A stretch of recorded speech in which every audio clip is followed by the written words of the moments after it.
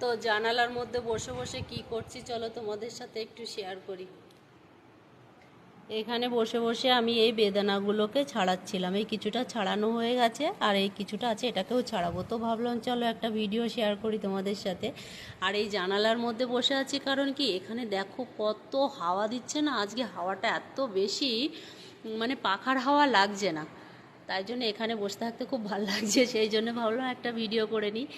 তো চলো এইবার বলি, এই যে বেদানাগুলোকে ছাড়িয়ে বাটিতে রেখেছি, ওইগুলোকে আবার চিপে রস বার করে দিতে হবে। কেন কি, ওইভাবে বেদানা দিলে ও খাবে না, গোটা দিলে তো এমনিই খাবে না। তারপরে যে বাটিতে ছাড়িয়ে রেখেছি ওটাও যদি দিই তবুও খাবে না। মানে ওইভাবে খেতে গেলে দানাগুলো খাটের ওপর দিয়ে নিচ দিয়ে এমনভাবে বিছিয়ে ছড়িয়ে ছিটিয়ে রাখবে, তার থেকে ভালো এটাকে ভালো করে যে ছাড়িয়ে রেখে দিয়েছি ওটাকে এবার চিপে রসটাকে বার করে দিলে তবু এক ঢোকে খেয়ে নেবে।